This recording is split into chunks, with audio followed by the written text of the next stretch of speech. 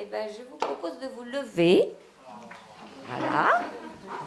Pour donner un peu d'énergie à vos cellules. C'est midi, vous êtes très courageux, vous n'êtes pas allé déjeuner, donc bravo. On va se mettre une petite musique, on va énergétiser un peu toutes nos cellules et s'harmoniser dans tous nos corps. Parce que vous connaissez la respiration de la cohérence cardiaque. Vous inspirez la lumière blanche brillante sur 6 temps par le nez. Vous bloquez 4 temps à l'intérieur. Vous envoyez toutes ces paillettes de lumière, toute cette lumière blanche brillante du cosmos, parce que vous êtes des êtres cosmiques. Donc vous vous reliez à cette énergie-là, et hop, vous êtes tous reliés. Et vous expirez sur 6 temps cette lumière dans toutes vos cellules et pour tout le monde. Et en même temps, vous avez juste la pensée, je dégage tout ce qui peut alourdir ma divine présence, je suis. Tout ce qui peut alourdir le fait que je ne suis pas assez reliée encore à cette divine présence, je suis. C'est tout. Tout simple. On va le faire avec cette musique que j'adore. Ça s'appelle La voix sacrée de l'âme. Parlant de l'âme.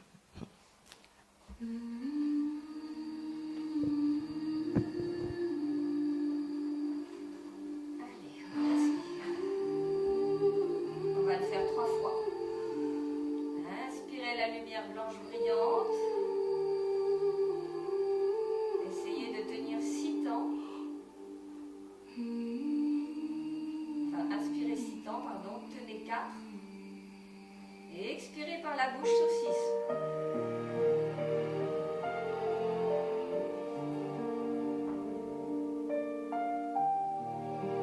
J'inspire par le nez sur 6 temps. Plein de paillettes de lumière dans tous mes corps. Je retiens 4 temps et j'expire par la bouche. Encore une fois.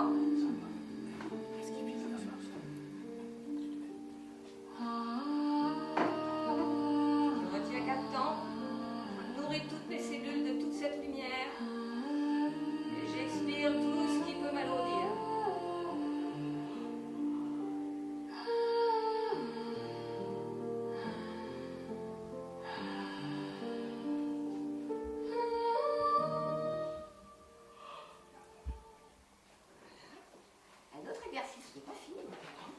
Encore debout, alors mettez-vous en quinconce. C'est un petit truc que je fais tous les matins qui est tout simple. Mais alors qu'est-ce que ça fait du bien. Alors maintenant que vous avez énergétisé toutes vos cellules, ben vous pouvez déployer vos ailes de lumière. Alors, on est juste les pieds comme ça dans l'alignement, bien ancrés. On a juste avec la pensée l'idée que je me relie au centre de la Terre, ma chère Gaïa.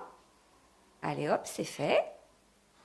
Et là, c'est bon. Je vais pouvoir déployer mes ailes avec cette phrase toute simple qui est qu'on va recevoir. Vous savez, dans notre habitude sociale, on donne beaucoup, puis on oublie de recevoir. Alors, on va commencer par recevoir, parce que vous allez recevoir plein de choses aujourd'hui dans la conférence. Et la phrase, c'est toutes les bénédictions du ciel, en levant les bras comme ça, les deux côtés, se déversent sur moi, donc c'est dans tous mes corps, astral, émotionnel, physique, éthérique. En moi, je passe les 2 mains comme ça devant, c'est dans toutes mes cellules. Et puis comme je suis bien lumineuse, j'en fais profiter tout le monde. Et tout autour de moi. Voilà. C'est un petit nettoyage tout simple de l'aura. Et ça va se passer en 3 fois. Une première fois, vous passez devant, parce que devant, c'est tous vos corps émotionnels. Après, vous passez les 2 mains, les 2 bras derrière, le corps mental, et puis après, de chaque côté, tout simplement, parce que c'est le yin et le yang que vous équilibrez. Ça vous va? C'est tout simple. Et quand je dis toutes les bénédictions du ciel, pensez à tous vos potes en ciel, pour faire venir vos potentiels à vous. Allez, on y va. Potentiel. Et oui, c'est un sacré pote. Allez, on met les 2 mains comme ça, avec le sang de la terre, de Gaïa. Oh là là, ça donne plein de joie, on a plein de sécurité, plein d'amour, ici et maintenant. Allez, toutes les bénédictions, si vous pouvez le dire avec moi. toutes les bénédictions du ciel, ouvre nos mains comme ça, plein de paillettes de lumière, se déversent sur moi. C'est comme une doucherie, sur moi, dans tous mes corps. En moi, dans toutes mes cellules, pour ancrer cette lumière. Voilà, je passe devant, et tout autour de moi. Alors on va le faire sur le dos maintenant. Allez, on reprend ici, l'ancrage. Et je déploie mes ailes, toutes les bénédictions du ciel se déversent sur moi, en moi, et tout autour de moi. Et une troisième fois sur les deux côtés, toutes les bénédictions du ciel se déversent sur moi, en moi, et tout autour de moi. Vous pouvez, si vous avez la place, ça, c'est juste du stretching, on détend tout ça, toutes ces articulations, on se relie encore à Gaïa. Et vous savez que quand les enfants tombent ou quand vous tombez, vous mettez la main au sol, tout de suite ça renvoie tout ce qui fait mal. Voilà, donc là on a vraiment peaufiné la chose, vous êtes tout lumineux, ça y est. Donc vous allez écouter plus facilement, il va y avoir des changements beaucoup plus fructueux. Parce que l'équilibre de la vie, c'est travailler sur tous les plans de l'être, vous êtes d'accord? Donc moi je commence toujours par le spirituel. Parce que le spirituel, c'est ce qui nous guide. Divine présence, je suis en action avec toi. Je commence par vous dire ça, parce que je ne sais pas s'il y a des accompagnants, et non pas des thérapeutes, parce que personne n'est thérapeute, sauf la personne qui vient vous voir, c'est elle qui va décider de se guérir ou non. Eh bien, l'accompagnant, il va se fatiguer s'il fait tout au nom de sa personnalité humaine. Moi, je peux travailler 4 heures d'affilée, je ne suis pas fatiguée. Les gens me disent, mais comment tu fais? Tu me poses les bonnes questions, tu m'envoies là où je n'ai pas compris. Et je suis toujours en forme. Bon, c'est vrai que là, ça aide aussi, hein, le t-shirt de Métatron. Mais pour vous dire que l'équilibre de la vie, le spirituel, le mental, vous allez avoir un peu de mental, de l'émotionnel, parce que je vais vous raconter des tas de petits exemples qui vont vous donner envie de suivre cette méthode. Et puis, le physique, on en a fait un peu. Si dans une séance d'accompagnant, vous ne travaillez pas sur ces 3 plans, vous allez déjà déséquilibrer. Donc c'est pour ça que j'ai refusé tout ce qui est psychanalyse. Hein. J'ai une formation Gestalt et puis j'ai fait après la DMOK, déprogrammation, mouvement oculaire, kinesthésique et auditif. Parce que je me rendais compte que la Gestalt, on est beaucoup en contact, on parle avec les gens, ils peuvent me raconter leur vie pendant des heures. Sauf qu'ils reviennent me voir puis ils me disent... Oh, ça y est, j'arrête pas de me faire humilier. C'est plus fort que moi. Je me suis fait encore assassiner avec un dîner avec des amis. J'ai osé dire un truc qui les dérangeait. Alors, paf, l'humiliation et tout. Oh, j'étais mal à l'aise. Et pourquoi? Parce qu'on attire ce que l'on vibre. Alors, si vous sortez de la salle en sachant ça, vous avez tout compris de la vie. C'est la sagesse de la vie, c'est la phrase magique. J'attire ce que je vibre. Seulement, on ne sait pas toujours ce qu'on vibre.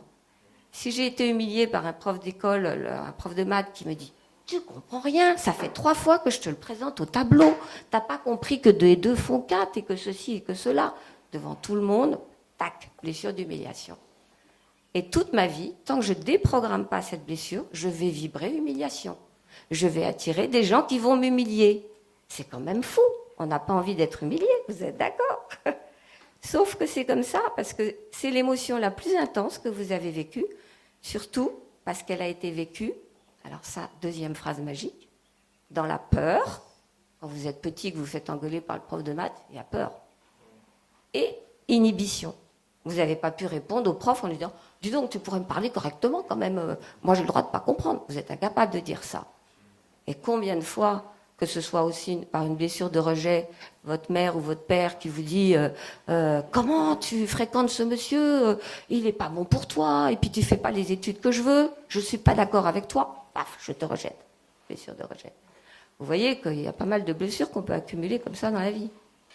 Et si on ne les déprogramme pas, eh ben, elles restent coincées. Coincées où?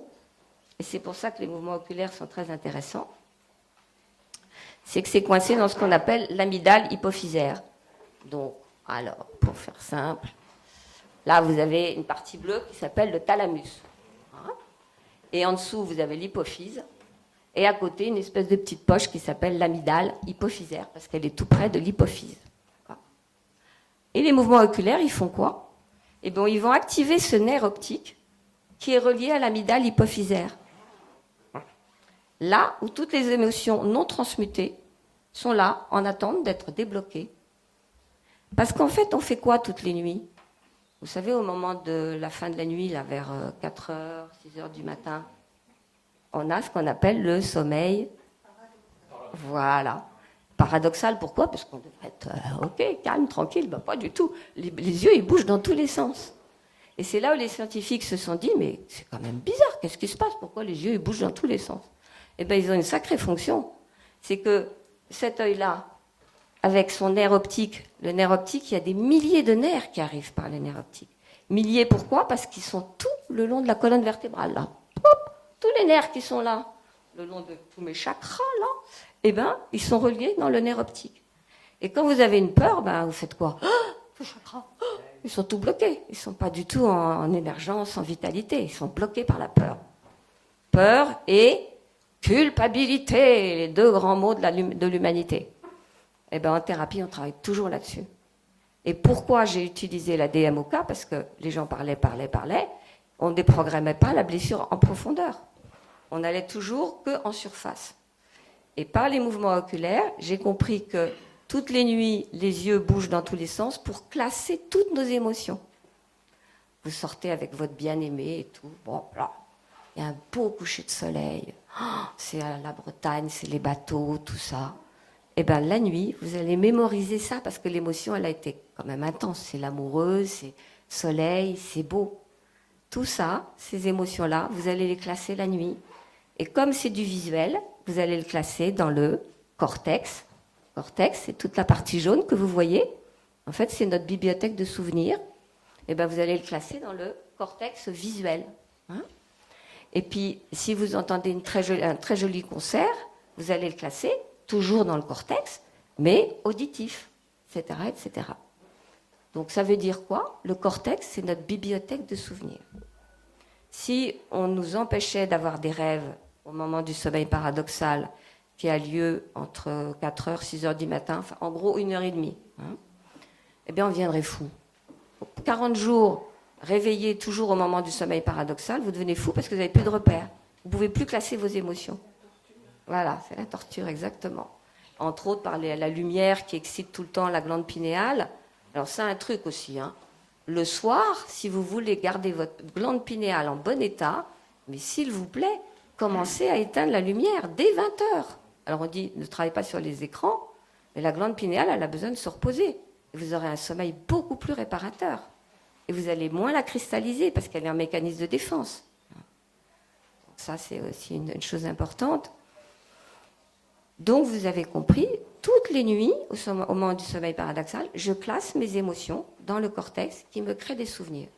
Mais il y a des émotions que je ne peux absolument pas classer.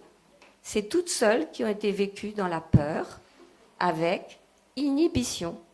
Toujours, je reprends l'exemple du prof d'école qui vous engueule.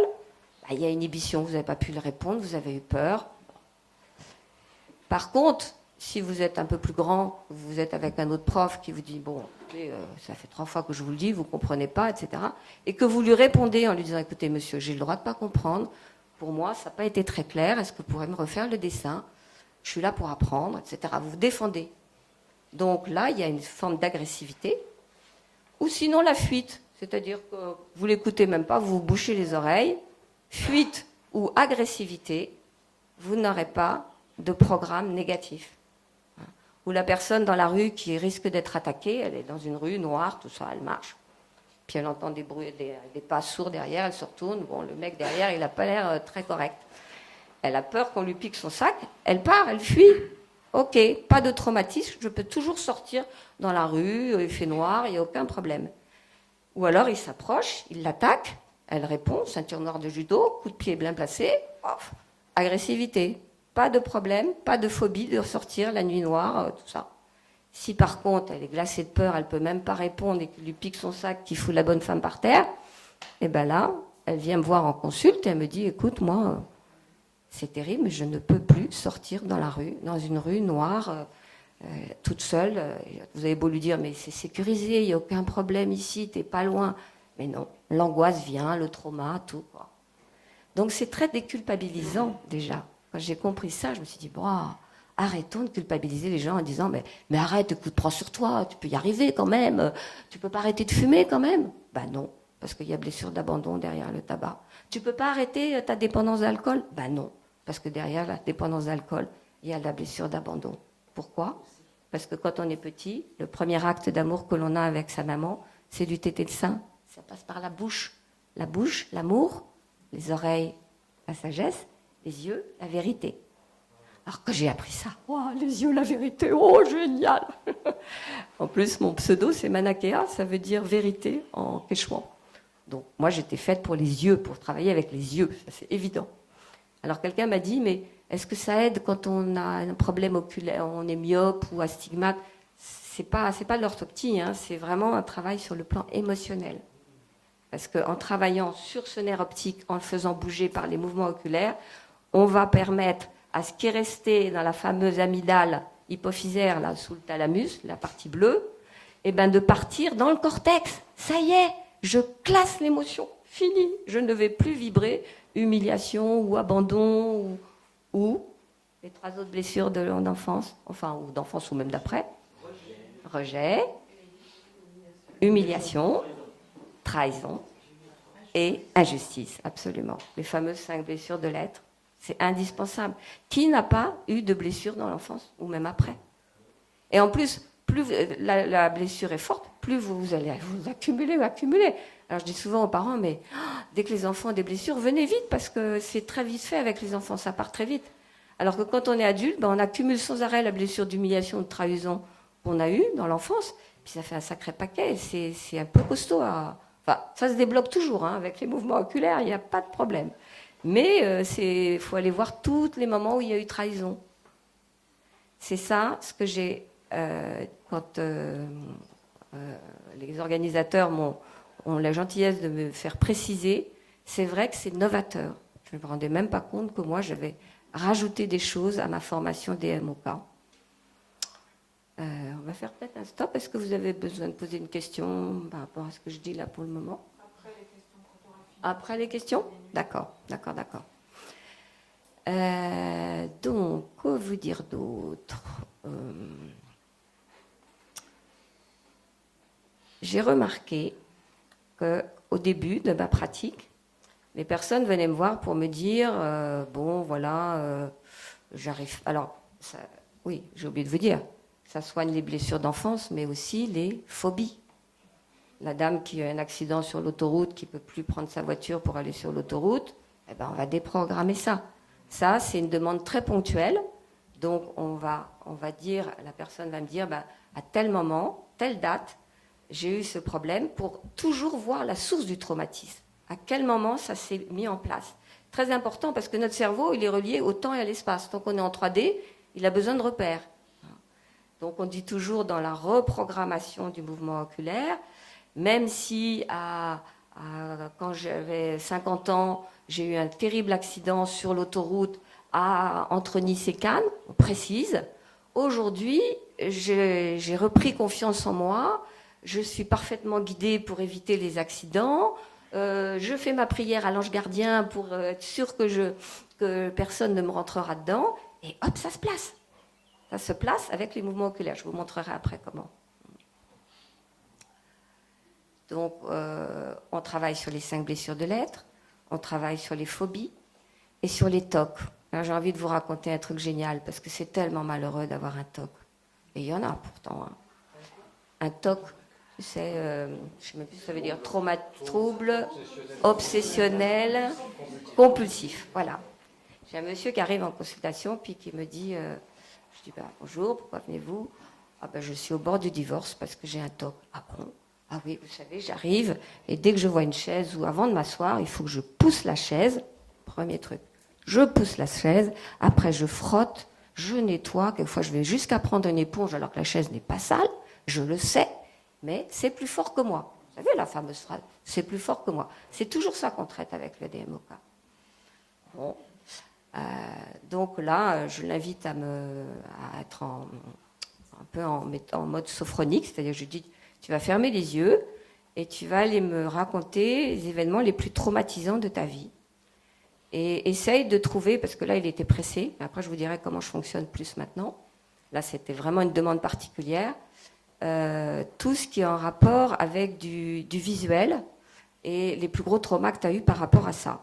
Parce que c'est vraiment du visuel, là. On est avec le déplacement de la chaise et laver, pour que ce soit propre. Et là, il me dit certains trucs. Puis enfin, on arrive à un moment, il me dit, écoute, oui, ça c'est sûr. Je me souviens, à 14 ans, non, il avait 18 ans et ça s'est passé, il avait 16 ans.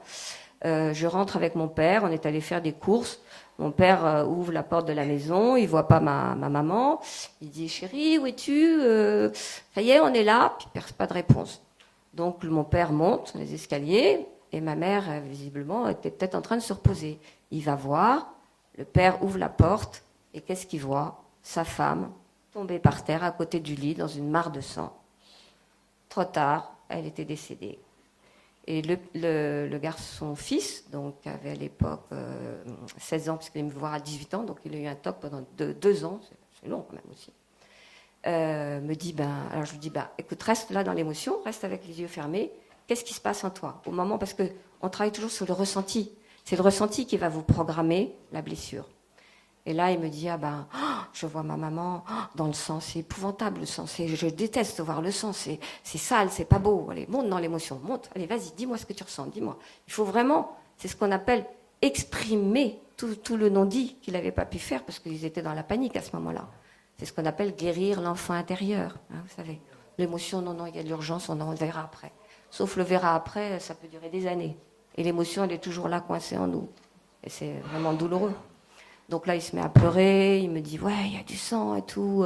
Et puis je vois du sang aussi sur la table de nuit qui était là. Et ce qui fait que la mère a dû avoir un évanouissement. Elle est tombée, puis elle était un peu somnambule de temps en temps. Et elle s'est cognée contre du coup, le mare de sang, cognée contre la table de nuit, contre l'angle. Et lui, il a fait quoi? Il n'avait pas fait le rapprochement, parce que le cerveau, il est binaire. Donc maintenant, pour éviter un décès éventuel, parce que le cerveau ne fait pas la différence, je déplace le meuble et je nettoie, parce que le sang, c'est insupportable. Et voilà. Et là, on y était arrivé. Donc, on a déprogrammé en disant, même si à 16 ans, j'ai pu voir ma mère dans une mare de sang, je sais que son décès était lié à la table de nuit. Aujourd'hui, je n'ai plus besoin de déplacer les meubles, je suis en sécurité, etc., etc. On trouve là. Et c'est surtout, je fais la phrase avec la personne, parce que c'est elle qui doit la ressentir avec ses mots à elle. Et on fait la phrase comment? Alors, je vais vous montrer un peu le protocole pendant la séance. Je reviendrai là-dessus tout à l'heure. Pas de frustration. Voilà. Donc, vous voyez, on va toujours à la source du problème. Toujours, toujours. Et souvent en thérapie, les gens viennent voir, mais ils ne savent pas quand ça s'est passé. Si vous ne donnez pas le repère, vous ne pouvez pas aller... C'est comme si vous voulez faire un retour dans le passé, retour sur image, et là je prends l'image et je transmute. Dans mon temps présent, c'est plus pareil. Et là, ça fonctionne. C'est ça que j'ai vu beaucoup de gens qui venaient me voir en me disant, mais en plus, moi, le MDR, parce que déprogrammation momo-oculaire, kinesthésique, auditif, j'ai oublié de vous dire, c'est la méthode canadienne. C'est les Canadiens qui l'ont mis sous ce terme-là, parce qu'ils ont ajouté des techniques de déprogrammation et reprogrammation. Mais la base est toujours la même, c'est toujours Eyes Movement Recognition, EMDR. Voilà.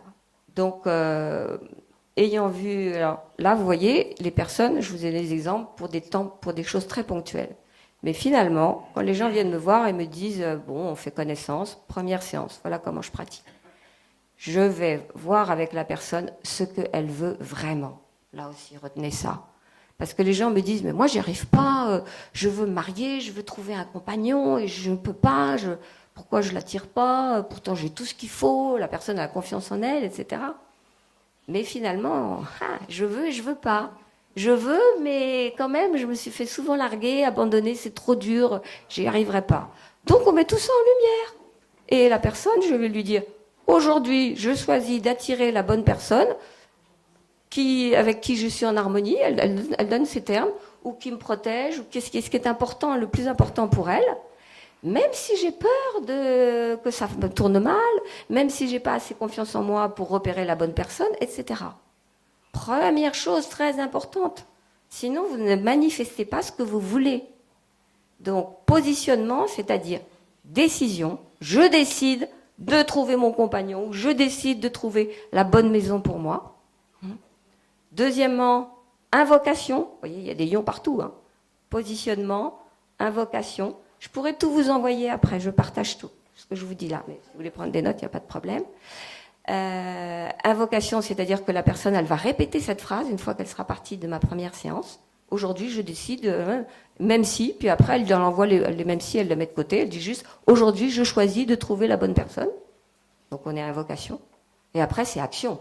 Bah ouais, ça va pas venir tout seul. Hein. Mais quand même, moi, je dis toujours 50% ici, 50% là-haut. Bon, un jour, j'ai gueulé parce que j'arrivais pas à le trouver, mon compagnon. J'ai dit, écoutez, ça va là-haut, hein, bon. Vous savez, j'ai fait des annonces et tout ça. Je me suis mis sur des groupes de rencontres et tout. Bon, celui-là, c'est pas le bon. Maintenant, vous m'envoyez le bon. Hein. Et puis j'ai récité, voilà, puis il est arrivé. Donc, loi de la manifestation. C'est pas la loi de l'attraction, c'est manifestation. Je veux manifester ici et maintenant. Décision, invocation et action. Okay. Et là, vous aurez tout ce que vous voulez.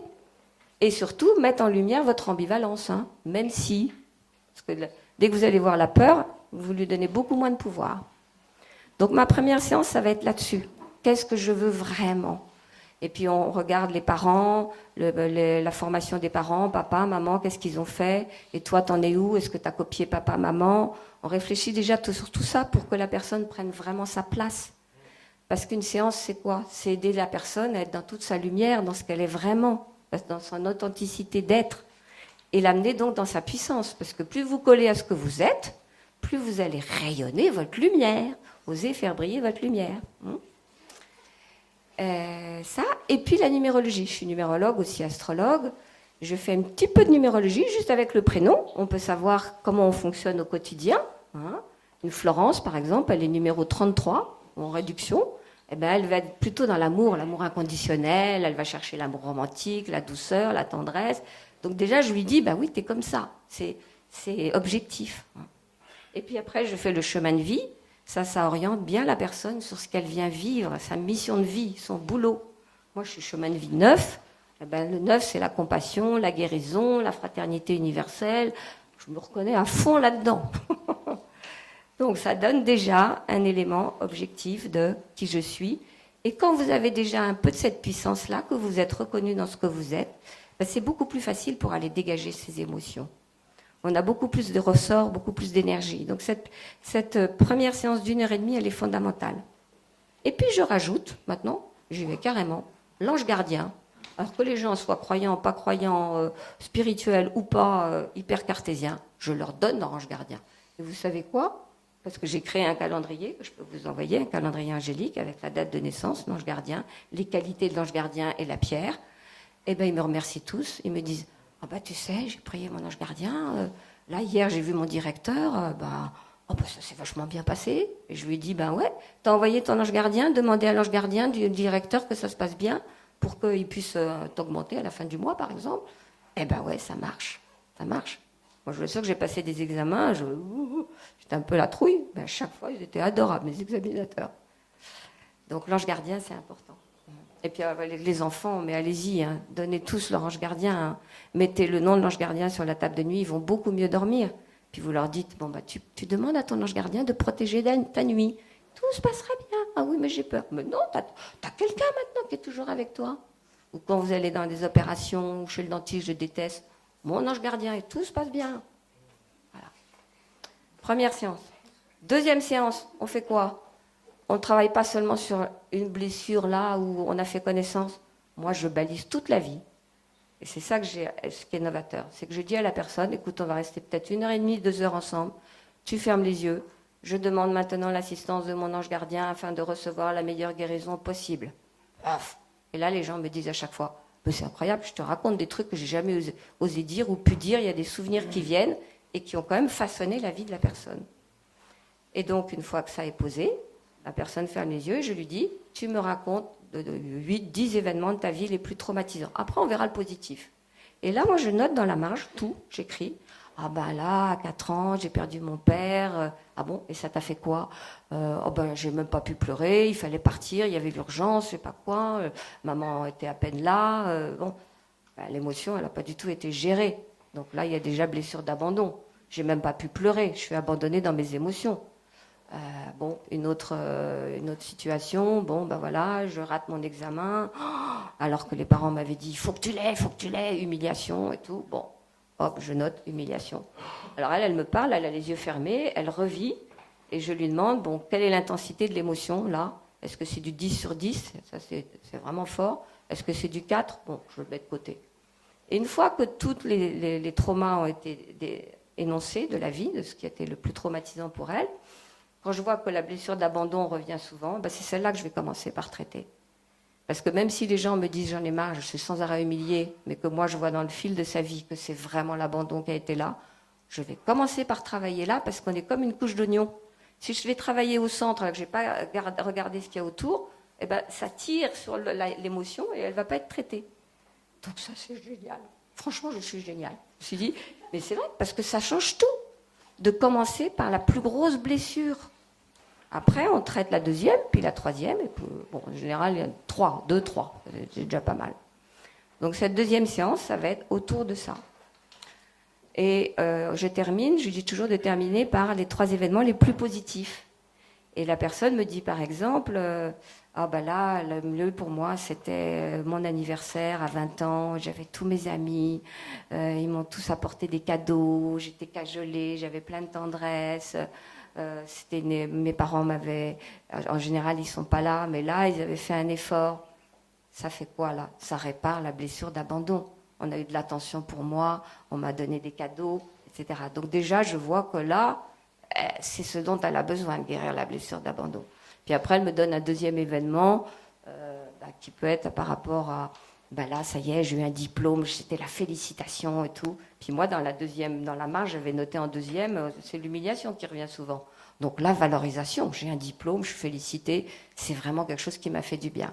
Donc les événements les plus heureux, les plus vibrants, sont ceux qui réparent la blessure quelque part. Donc moi, ça me donne bien les repères entre les deux. Et donc, une fois qu'on a fait tout ça, déjà dans la deuxième séance, on attaque la troisième pour la guérison. Et c'est là où on fait le travail avec les mouvements oculaires, avec ce protocole qui est très simple. Et je me permets de vous dire que je l'enseigne. Je suis à la retraite, je partage. Tout ce qui fait du bien, je partage. Je vais faire une formation à Lyon, certainement. Donc, s'il y a des personnes que ça intéresse, voilà, vous pouvez faire savoir. Un big cristal, ça va, c'est à la portée de tout le monde. Et pourquoi un bouchon bleu? Parce que le bleu, c'est apaisant. Et que la première chose en mouvement oculaire, ça va être la personne. Alors, je suis l'accompagnée, et là, en face, c'est l'accompagnant. Donc, on va faire sortir le loup de la bergerie. J'appelle ça comme ça. C'est-à-dire qu'en forçant un petit peu les mouvements oculaires en haut, en bas, à droite, à gauche, on fait sortir le trauma. Donc, on va d'abord faire converger comme ça 3 fois. Ensuite, la personne, je lui dis, regarde le moulin. Donc, elle garde les yeux ici en haut. Et puis, on va aller ici. Pendant un petit temps, tout souvent, j'ai vu des gens, ils viennent, ils me disent, oh, j'ai fait de l'EMDR, mais ça ne m'a rien fait. Et pourquoi? Parce qu'on n'a pas assez tiré le loup de la bergerie. Il faut rester un petit temps là. Alors que vous en avez, ils font ça à toute vitesse. Ça ne sert à rien. Il faut vraiment sortir le problème. Donc, on reste au moins 20 secondes comme ça, les yeux en l'air. Hop, on va aller là. On va aller là, on va aller là. Et pour vous dire à quel point on fait sortir le problème, je me souviendrai toujours de ma première journée en formation des MOK. Moi, je suis née dans les bombes en Algérie, j'avais un père militaire. J'avais, puisqu'il est décédé. Et donc, j'ai entendu beaucoup de bruit, de mitraillettes, de bombes, de trucs violents, quoi. Et quand on est allé à gauche, ici, c'est-à-dire tout ce qu'on entend de traumatisant, tout mon corps a vibré comme ça. Je me suis mise à pleurer, parce que quand je veux y aller, j'y vais. Et la prof me dit, mais qu'est-ce qui se passe, Fanny? Qu'est-ce que tu ressens? Allez, vas-y. Ah, mais je suis toute petite, j'entends des bombes, mon papa n'est pas là, etc. Et c'était resté là, en mémoire. Et ça, c'est avant que je ne sois... un jour où il y avait toute une journée, il y avait des marteaux-piqueurs dans l'hôpital, parce que j'étais avec mon mari qui avait un logement de fonction au-dessus de l'hôpital. Et toute la journée, c'était ta-ta-ta-ta-ta, ta-ta-ta-ta-ta. Vous savez, les marteaux-piqueurs. Et bien, qu'est-ce qui se passe? Mon corps, le soir, j'étais livide. Mon mari rentre, il me dit, mais qu'est-ce que tu as? Qu'est-ce qui ne va pas? J'ai le système nerveux complètement à plat. Parce que la mémoire des mitraillettes, elle était par rapport à ce même son. Il fallait guérir ça. Donc là, encore une fois, je me suis dit, décidément, la DMOK, c'est génial. Et on a traité ça. C'est du genre, alors, on déprogramme, on allège la douleur. Comment? Une fois qu'on a fait comme ça, là, on fait 15 secondes à chaque fois, 20 secondes. Donc là, ça correspond au trauma visuel, ici auditif, et ici kinesthésique. Alors les femmes ou les hommes abusés qui n'osent pas m'en parler, eh ben, le corps, il ne triche pas. Hein. Quand je vais là en bas à gauche et que l'œil, il a une résistance, il ne veut pas y aller, c'est qu'il y a vraiment quelque chose de dur. Donc là, après, je pose la question, c'est évident. En fait, on voit les traumas par rapport au fait que l'œil, il a du mal à y aller. C'est un mécanisme de défense. Donc après, on fait la déprogrammation. Alors, on fait l'essuie-glace. On fait bouger les yeux à droite, à gauche, à droite, à gauche, à droite, à gauche. Comme ça, on monte, on balaye tout le champ visuel. Pourquoi? Pour déprogrammer et pour mettre en harmonie les deux cerveaux, le droit et le gauche. Ça, si ça allège, les gens me disent « Oh, il y a quelque chose qui lâche », rien qu'en faisant ça. Et ça, je le fais pendant une bonne minute. Hein. Et les yeux, ils essayent de suivre, à droite, à gauche. Ça s'appelle l'essuie-glace, quoi. Et toujours dans la phase de déprogrammation, on fait ce qu'on appelle le tapping. Donc, on est assis et on fait comme ça. Enfin, avec assez fort. On est assis, on fait comme ça.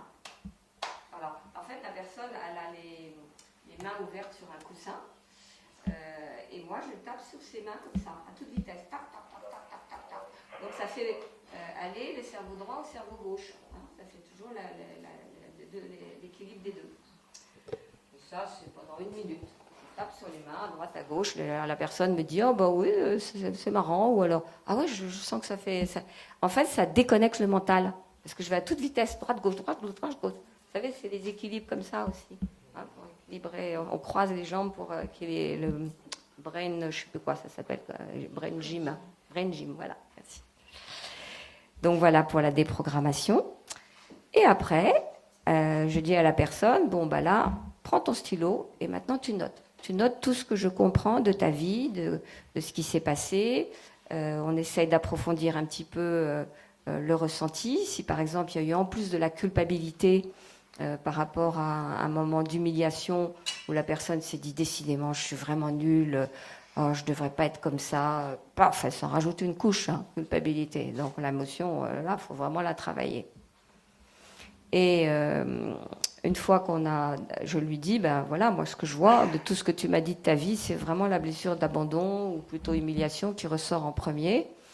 C'était ok pour qu'on travaille là-dessus. Mais au fait, ton père, il était très humiliant. Les phrases qu'il t'envoyait, on approfondit un peu parce qu'on a tendance à reproduire nos modèles, hein, nos modèles. Donc on se rend même pas compte qu'avec nos enfants, on va être sans arrêt à les humilier parce que c'est ce qu'on connaît. L'émotion la plus intense, on la retransmet sans arrêt.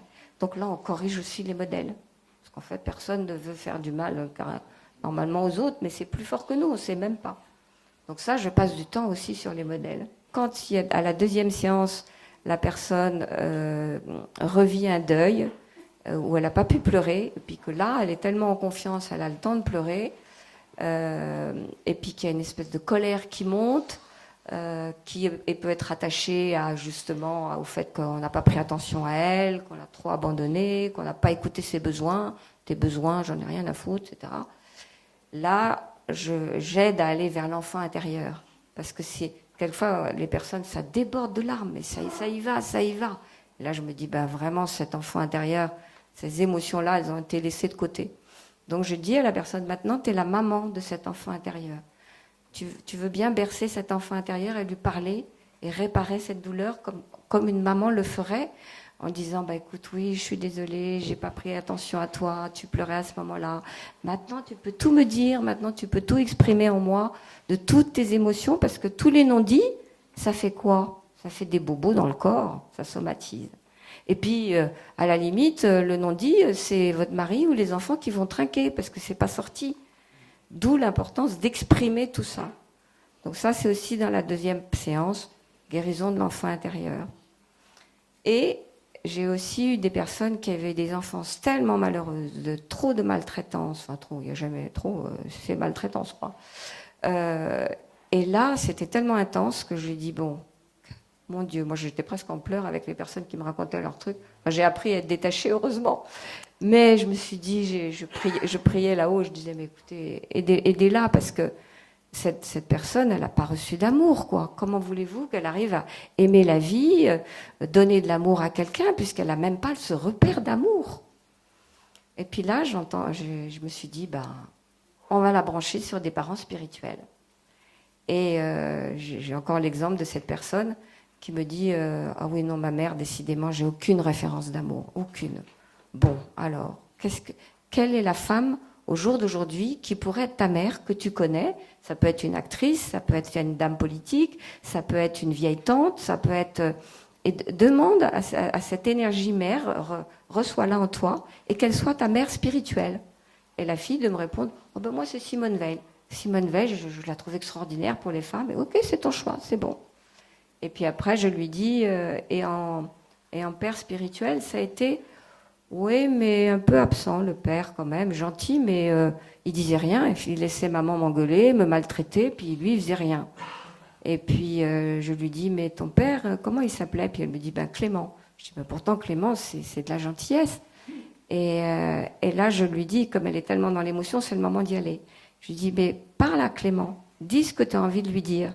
Donc la séance, elle peut durer un peu longtemps, hein, mais c'est un vrai balayage de la vie. Après, on n'y revient plus. Donc, moi, je voulais une méthode simple, efficace et rapide. Et là, elle commence à parler à son père, comme si tout ce qu'elle n'avait pas pu lui dire. Et bon, et pour l'anecdote, moi, je ressens des choses aussi, donc j'ai pu l'aider. Et en exprimant plein de choses à son père, elle a ressenti cette connexion qu'elle n'avait pas pu faire à son père, même s'il était décédé. Et donc, elle a gardé ce père comme père spirituel, puisqu'il était de l'autre côté. Mais sinon, si son père ne l'avait pas aimé, elle aurait pu choisir un homme politique ou un maître ascensionné, ou un gourou indien, peu importe, ou son prof de yoga, voilà. Et ça se fait dans l'éthérique.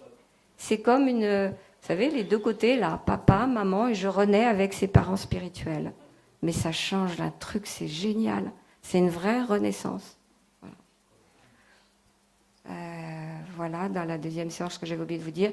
Et la troisième, donc pour reprogrammer, eh ben, on va faire le fameux lemniscate. C'est génial. Pourquoi lemniscate?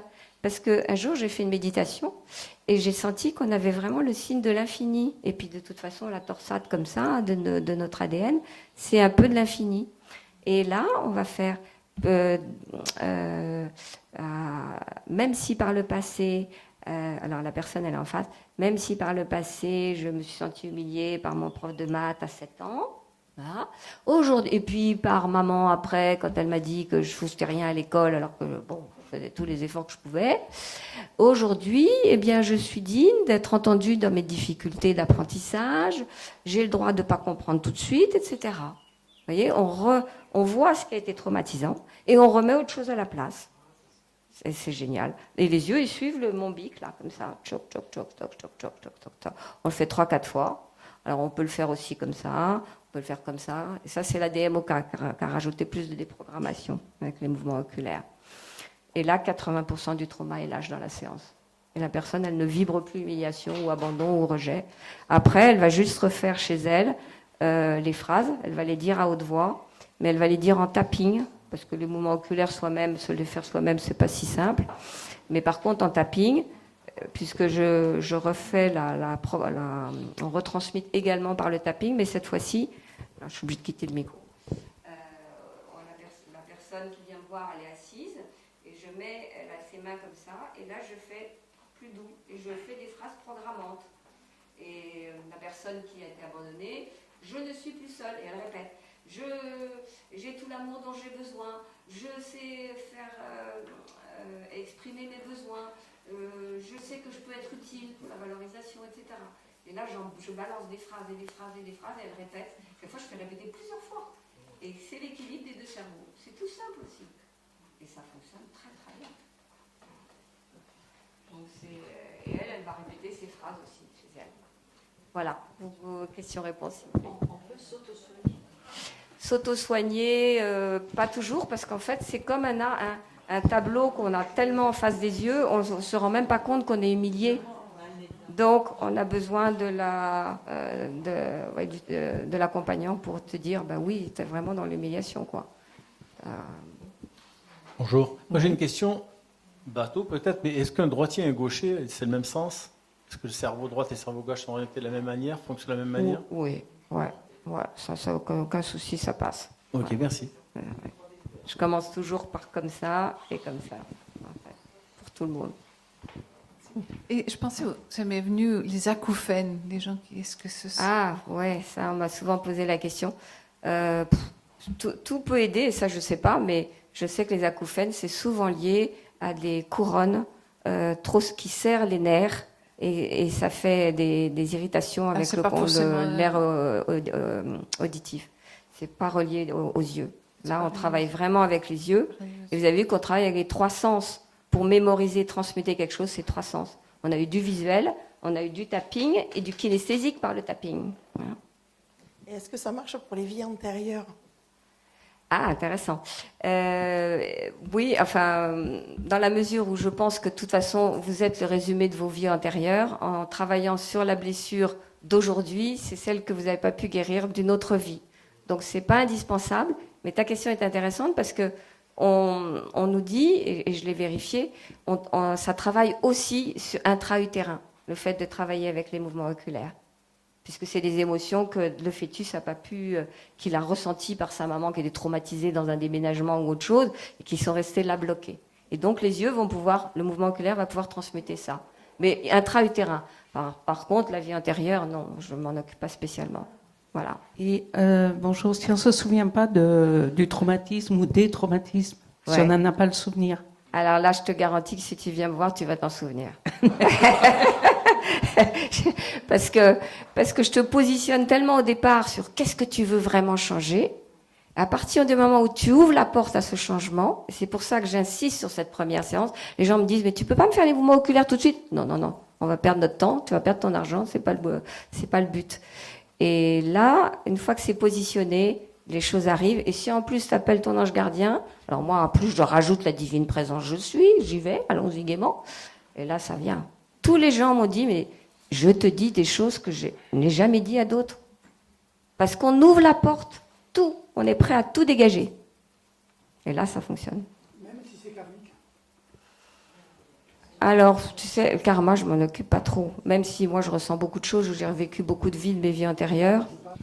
Je pense à un problème oculaire à la naissance. Ah oui, que la personne a choisi de vivre ça.